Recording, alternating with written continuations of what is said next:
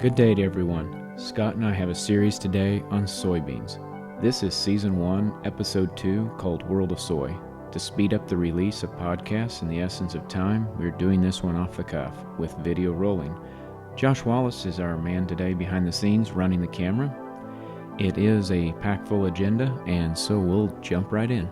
Today we're inspired to talk about soybeans here on Agronomy Moment, and I've thought about starting a little bit of a series called World of Soy. We started thinking about putting forward out here some information on, I guess what triggered it to begin with, Scott, was I wanted to know a little bit more about planting early, maturities, and versus planting later, and what maturities we're using and what's going on. Why does a soybean react differently? Why is it if you plant a month or so earlier in April with like a 4.8 or a 4.7, you still only harvest about 10 days earlier, and what's going on here? And so I thought, well, let's just jump into this. This will be pretty easy. We'll just kind of talk about this a little bit and help provide some insight and hopefully information. But as we started looking into this thing started getting complicated real quick. Like, you pull up one article and you're like, you read through it and you're like, very interesting, very fascinating, but it's a little complicated to put on air and to be listening to. So we grabbed another article and Scott was reading through it and I was like, you're losing me. And so then we put down this next article and finally we're like, somehow we got to get this down to where we can even start to understand it. Where it's applicable. And then it's applicable to our own operations or your operation, and we can make sense of it. So bottom line is, World of Soy, hopefully we may have some more series maybe coming through the season as we go into different seasons. We'll kind of touch on some of these things that we've been talking about and dive into it. And so before we jump into that, we are going to go over just a little bit of some of the morphology of soybeans and what soybeans do and how they act, so that it will help preface what Scott's thoughts are in here and as him and I discuss back and forth. So a little bit of the personality of soybeans is, one is they can tell time. They are at least photoperiod sensitive. They understand daylight. They understand probably more particularly, they are measuring night length is probably the more scientific truth to this. They know what they don't know. If they're little plants or they're older plants, they understand the resources they possess and what they can do with that. And they also have another unique personality trait is where population affects them. If they're planted thick, they recognize that and they don't produce as much because they have more friends, more colleagues in the industry, you might say. And if you plant them thinner, they're going to be more bushy and so on. So the importance of understanding some of this, we think, is not just informational, but is also, it can help us make, hopefully, decisions out in the field here coming up in April. Have you ever considered planting in April to try to hedge against some of the weather events and help get more blooming going by the time we get to your summer solstice? And we also need to factor in the likelihood of rain in July. If we plant a soybean that's with a certain maturity too early, it might decide to start finishing up and may miss some of what Scott Dickey refers to as the state fair rains. So anyway, as we dive into this conversation here with Scott, we're going to go over a few of these bullet points just real quick, and then we're going to jump right in. So number one, we already mentioned they can tell time. We know all what happens on summer solstice. The longest day of the year is June 20 this year. And like we mentioned, their photoperiod and their night hours lengthen, and that's what technically can trigger blooming. And however, this can be also based upon when they're planted, which brings me back to our point number 2, is they know what they don't know. So maybe it's better said they know what they don't have. They're not ready yet to start blooming, and that's sometimes in the cases where a lot of our soybeans in our area are planted in June. And so like Charlie Munger said with Berkshire Hathaway, he said the most successful people in the market know what they don't know and they don't touch it. And so a soybean knows that if he's planted on June 10th, he does not have the resources to start blooming 5 days or a week later. They're going to bloom quicker from plant date than they would if they're planted in April, but they are also very much aware of when they were planted and what kind of root system they have and what resources they have built up to start that bloom phase. So I've noticed on our farm that our April soybeans will start blooming somewhere around that June 15th date ahead of solstice. May 15th. or you're saying no June. You're talking June 15th. The bloom date, Sure. or it's typically somewhere around there. I'll walk out there. You're talking about a week earlier. Correct. Yes, and versus planting like April the 25th or something like that. And then I've been told that the vegetative growth is driven by temperature, and then the lengthening night starts driving blooms. So after R1, temperature drives pod development, and night length drives maturity time. Hot temps, however, can also speed up your maturity. So we note that when we have the state fair rains, that the soybeans can kind of slow down on that maturity as we get back into a rainy season. And cooler. And they start utilizing those rains, maybe start blooming again a bit, start to have a little vegetative growth sometimes. Kind of back to your plant having what it needs to go into reproductive growth. I've seen in fields and intensively managed soybeans where we planted in very early April. Yes. I've seen beans blooming as early as May 15th. Wow. Okay. So that's May why 20th, you. That's why you mentioned. About a month ahead. That's why you mentioned right. that May time frame. Yeah, I wasn't sure because the 4/8's planted end of April around that June. I'll say at least by the end of May, I've seen beans blooming before that were planted in very, very early April with high fertility levels and massive growth. Yep. Very early growth in far southern Missouri. Okay. Yep. And then number 3, I was just going to touch on it real quick. I'm not going to dwell on it much this time because this might be something for a future podcast. So we get closer to planting and understand what planting conditions. And that has to do with how densely populated you plant a soybean. We pulled a plant out of the field here from last fall the other day. That was about, I don't know, inch or so around soybean plant. The stem area. Yeah, it was very thick. It'd been a little tree, and it looked like the sickle on the head had taken about 3 strokes to get it off. So I don't know how that would be far as harvesting too quickly, if you'd leave it behind or not. And so like corn, if you look at soybeans, corn can loses some of its stand. There comes a point where it's just not possible. It like very quickly becomes not feasible to keep, like maybe 20,000 or below. Whereas soybeans, they can lose sometimes up to 40% or so of their stand, and it's still viable. It still has a pretty close yield potential out there just because of that compensation that can take place. So that's just an illustration a little bit on what soybeans, have that full yield potential at far more ranges of pops. Now, with some of this clarified and reviewed, let's jump into what happens when we plant soybeans early versus late, planting early maturity versus later maturity, the impact that typical state fair rains have on our bottom line. Again, I borrow that term from Scott Dickey. He come up with that, and I like that. It helps personify those rains when they start, in that late summer time frame. And we're also going to look into like the maturity and how that affects if you plant a certain maturity early and versus late, and what choices you might consider for your operation. Maybe you've been focused on the 1st of June plant with like a 4/8 soybean. If you're considering like an April time frame, maybe spread out your soybean risk a little bit and choosing like maybe April. The reason I ignore May is usually May is not a good time. Usually Mother's Day time frame, there's so much rain. I'm not saying it would never happen, but a lot of times we get into a lot of difficult situations, and so I've never been just a long-range advocate of our May planting periods in our area. Not saying I wouldn't do it. We have done it, but April seems to be a good time, and it seemed like that 1st of June is also a lot of our majority of soybeans, if you're going to plant, go right that time frame. So jumping into this, if we're planting early like April, what maturity range is a good choice for your operation? And I'm going to start with my own opinion. And so we've planted some in April. About that end of April is about when we've had the time to get it in, and it seems like planting like a 4/8 about that time frame. We have blooming like June 12th to 15th, we start getting the blooms out there. They really bloom. They get full bloom by 4th of July, and they actually can start jumping a little bit into the pod phase by that time.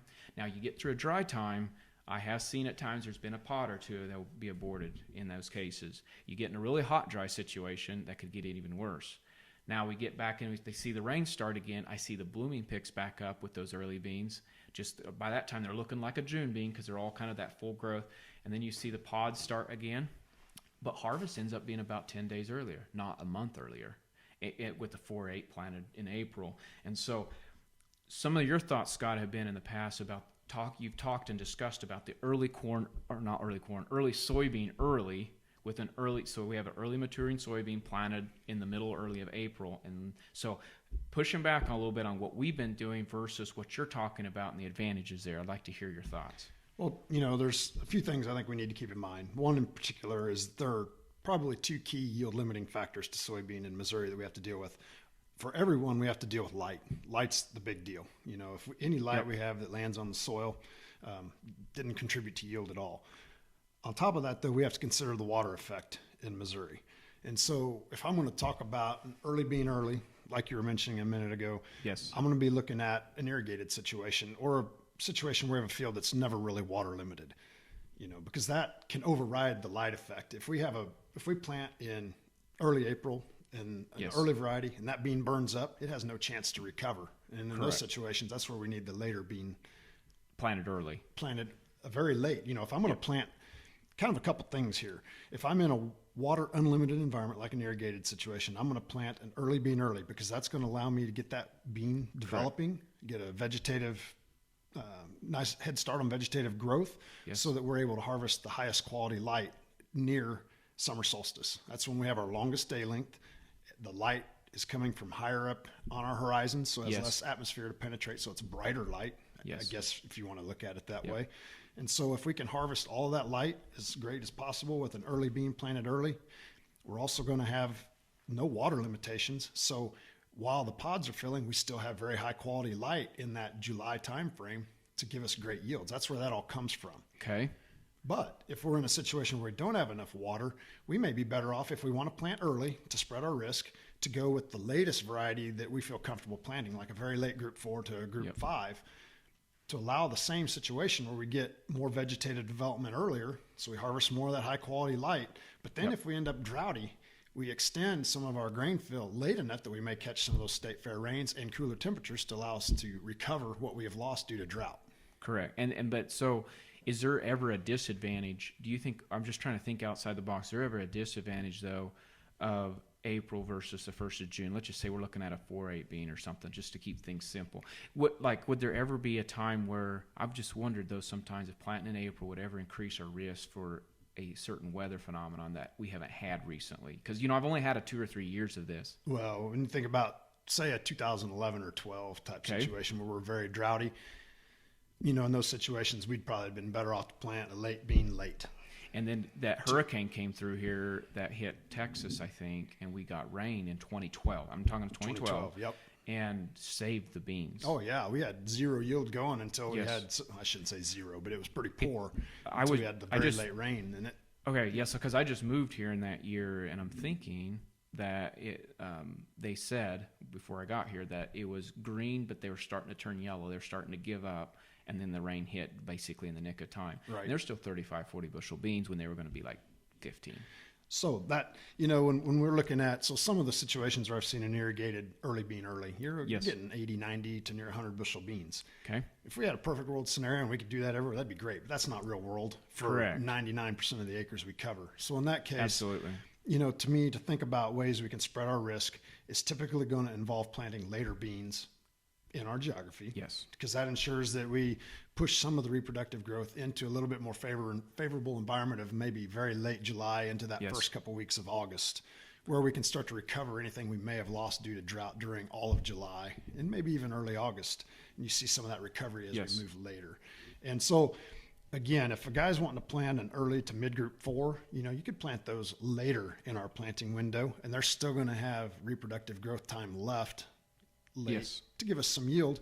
If a guy's wanting to plant in that April, you know, I'm probably looking at 4950 types again to ensure, because what you look at with a soybean is, in general, when you look at some of the research, the time from when flower starts to when harvest is when we can harvest the beans. If you're looking at a group 4 versus a group 5, is very similar. The difference comes from the time you plant to the time when the first bloom occurs. Yes. That's where you get the wider window. A later bean starts to bloom later than an earlier bean.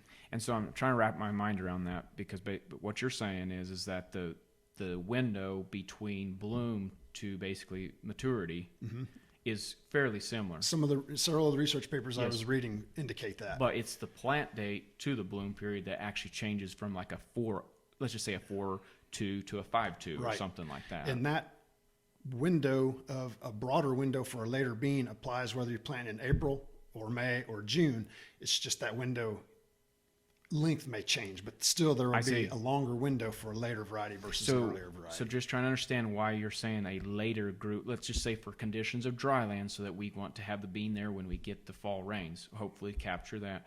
The reason you're saying to do a longer maturity then in that April time frame on those dry land acres is for the purpose of pushing that off closer to that solstice for the bloom to start. Now, is that right, or do I not understanding? Basically, you'd just be lengthening your vegetative period. Yes. And give you a better opportunity for some of the reproductive period of development of that to be later in the rain later spell. into the better conditions that we tend to see later summer. Like in the August, September rains. Right.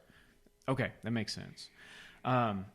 We're not going to jump into population today, but is there anything else? Like I mentioned, one thing I wanted to mention is on plant dates again. I was talking about the Mother's Day period, and that's been kind of a thing that I've been intrigued with, is that we've planted in May and had really bad luck. But I'd like to hear what your thoughts are on that. Do you feel that way, or you're going to be different? Because I haven't liked May. That early May can still be a pretty good window for us. Okay. It's just we've had some horrible summers, or springs, I should say, the last 4 or 5 years where we've had very few what I'll call normal rainfalls in May. It's just been so wet, and we've dealt with crusting, we've dealt with slugs and snails. I mean, everything in May has been brutal. A few years. So I would never want to steer a guy away. If conditions look great in May, I'd hammer down and go.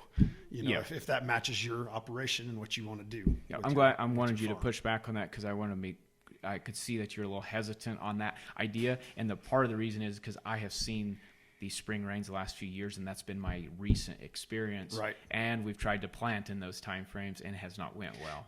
And that's a perfect indicator why we need to spread our risk and expand our planting windows within reason. Yes. If the weather's great early and we can get everything done, great. Yes. But if not, spreading our risk a little bit, it's never a bad thing. Yep.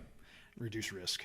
Now, I didn't really talk about this. We didn't really discuss this or anything, but what about, do you want to touch on corn just a little bit in comparison with it as it relates to planting dates? Is there, we've been talking about soybeans and how that affects, and some of the contrasts, the compare and contrast type of things we've been talking about is corn's a little simpler. It takes heat. Mm-hmm. GDU driven primarily. So it's GDU driven primarily. It's not like, day length. So if you plant a early corn early, you're trying to achieve something different. You're trying to beat the rains. Kind of the way I look at it is beans are primarily photoperiod driven, whether you want to get in the weeds and talk about day length or night length. Correct. Say photoperiod. Yes. Light period, dark period, whichever. Yes. They're primarily driven by light factors and some GDU drive, whereas corn, on the other hand, would have a little bit of a light factor, but it's primarily GDU driven. And so when you look at referencing even our PFR data with Beck's, we have a very broad window of planting dates to have very nice yields with corn, especially in the environments here in Southwest Missouri that we're dealing with. We have a pretty good window to get corn planted and still see a near maximum yield level from, say, April through May. Yes. And with beans, all of our data would indicate earlier the better, and that is typically, again, related to harvesting that highest quality light and a light-driven crop like soybean. Yes. No, and then we have to come back to what we do in Southwest Missouri, which is we focus on when our drought typically occurs, which is July. And so we've already discussed that. But I'd like to make that little contrast with the corn because, you plant a certain maturity corn in April.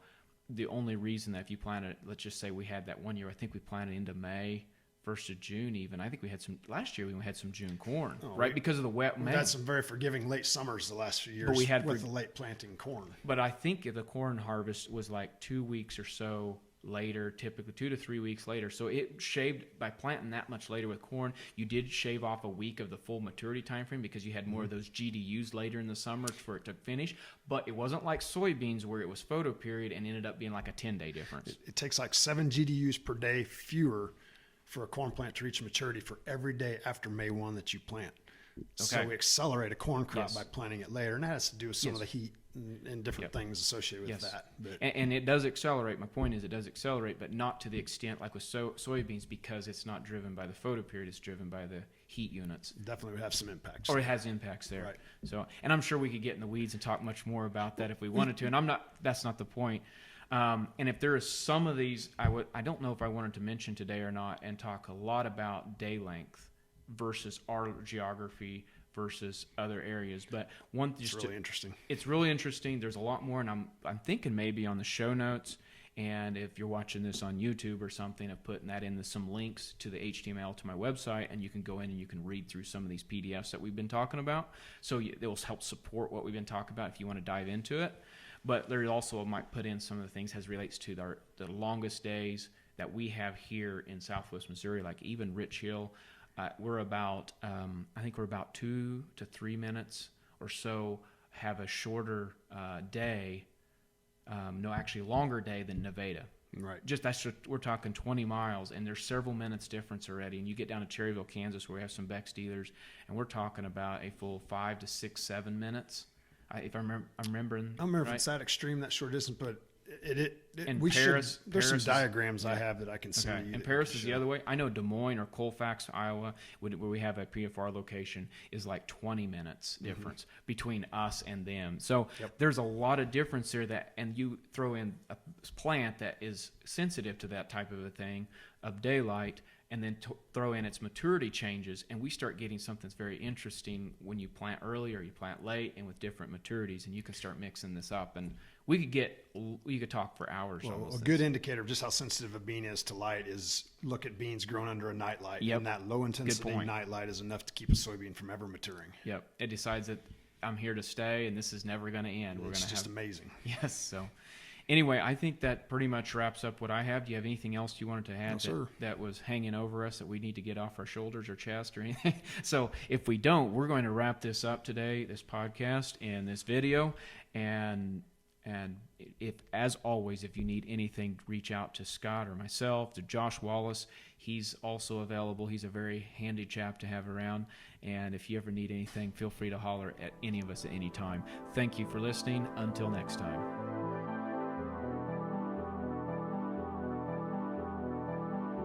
And finally, be safe. It should be underscored that your life and the lives of your loved ones are the most important asset on your farm. Thank you to all who made this episode possible, especially Scott Dickey and Josh Wallace.